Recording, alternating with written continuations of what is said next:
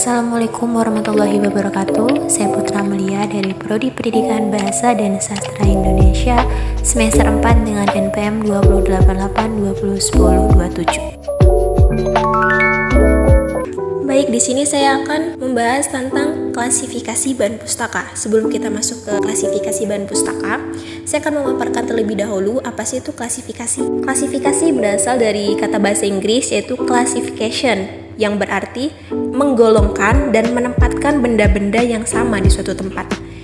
Yang artinya dengan klasifikasi buku, suatu proses memilih dan mengkelompokkan buku-buku perpustakaan sekolah atau bahan pustaka lainnya atas dasar tertentu, serta diletakkannya secara bersama-sama di suatu tempat. Mengklasifikasi buku-buku perpustakaan sekolah, baik perpustakaan sekolah yang sederhana maupun perpustakaan sekolah yang sudah maju sangat perlu, sebab dapat menolong dan membimbing siswa dan pengunjung di dalam mencari buku yang diperlukan. Dalam mengklasifikasi sebuah buku juga ada tujuan mengapa adanya klasifikasi, yaitu yang pertama, untuk mempermudah siswa dalam mencari buku-buku yang sedang diperlukan, sehingga siswa yang masuk ke perpustakaan akan dengan mudah mencari buku yang diperlukan. Yang kedua yaitu untuk mempermudah guru pustakawan di dalam mencari buku-buku yang dipesan oleh siswa sesuai dengan sistem peminjaman dan pengembalian yang berlaku pada sekolah tersebut.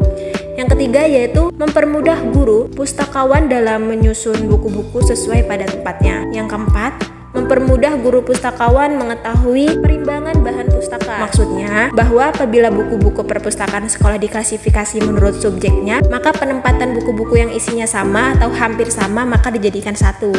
Yang terakhir yaitu mempermudah guru pustakawan dalam menyusun buku-buku berdasarkan sistem klasifikasi.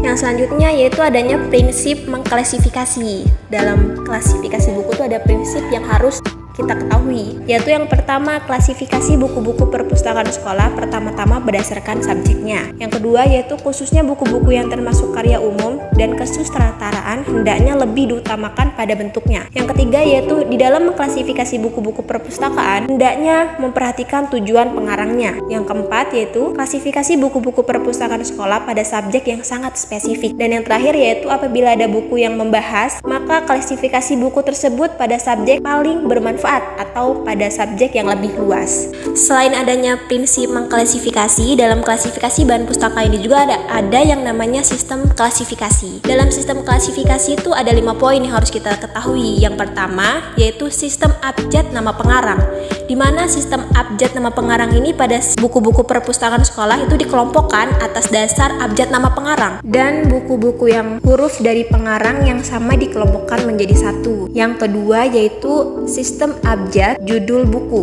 di mana pada sistem ini buku-buku perpustakaan sekolah dikelompokkan atas dasar abjad judul bukunya. Buku yang hurufnya pertama dari judul sama dikelompokkan menjadi satu. Yang ketiga yaitu sistem penerbit, di mana pada sistem penerbit ini buku perpustakaan sekolah dikelompokkan atas dasar penerbit buku, jadi disamaratakan atau dijadi satu penerbit yang sama.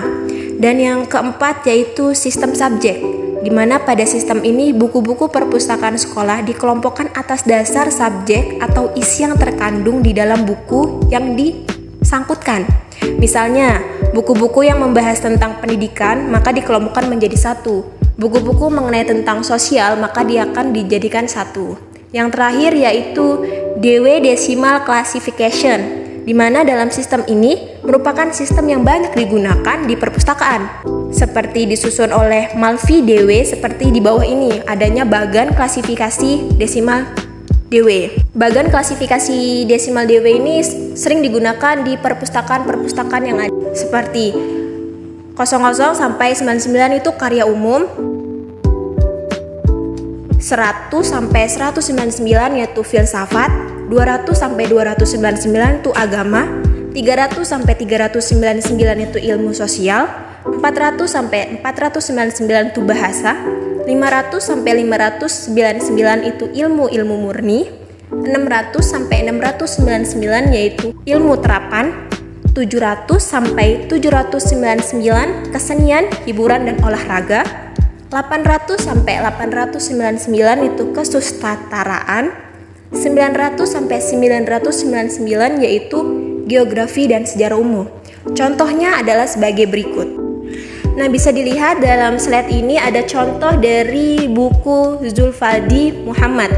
Dalam katalog yang saya tampilkan pada slide ini, di sini sudah dijelaskan ada 530 itu merupakan klasifikasi desimal Dewey. Zul itu merupakan awalan dari nama pengarang. Dalam katalog ini bisa dibalikan namanya atau tidak tergantung dari pembukuan tersebut. Nah, di sini sudah dijelaskan ada Zulfadi Muhammad, Fisika untuk SMA oleh Muhammad Zulfadi, Jakarta, Hikamah Fajar 2006, 201 halaman. Di sini Zulfadi adalah nama pengarang, Jakarta itu adalah tempat penerbitnya, dan Hikamah Fajar itu adalah penerbitnya, dan 2006 adalah tahun di mana dia diterbitkan. Jadi dalam katalog itu ada dua versi, ada namanya yang dibalik dan ada juga nama yang tidak dibalik. Oke, tadi sudah diketahui bagaimana dalam penulisan katalog. Sebelum kita menulis katalog itu ada cara dalam mengklasifikasi itu tersebut. Caranya itu ada 5 langkah. Yang pertama yaitu kita tentukan dulu sistem klasifikasinya. Seperti guru perpustakaan atau pengelola harus menentukan dulu sistem klasifikasi yang digunakan dalam mengelola bahan pustaka tersebut. Yang kedua yaitu menyiapkan bahan klasifikasi, di mana setelah menentukan sistem klasifikasi yang digunakan, maka langkah selanjutnya adalah menyiapkan bagan klasifikasi. Yang ketiga yaitu menyiapkan buku. Buku-buku perpustakaan sekolah yang akan diklasifikasi disiapkan dengan sebaik-baiknya. Buku yang telah dicatat atau diinvestasikan dalam buku induk atau buku besar. Yang keempat yaitu menentukan subjek buku. Dalam langkah ini guru pustakawan menentukan subjek buku. Cara yang dapat dilakukan oleh guru pustakawan adalah membaca judul, membaca subjudul, membaca daftar isi, membaca kata penghantar, dan membaca isi sebagian. Dan yang terakhir yaitu menentukan nomor klasifikasi yang tertera pada klasifikasi desimal Dewey. Oke, baik, terima kasih. Itulah tadi pemaparan dari saya tentang klasifikasi bahan pustaka. Semoga bermanfaat untuk kawan-kawan semua. Saya Putri Amalia. Terima kasih. Wassalamualaikum warahmatullahi wabarakatuh.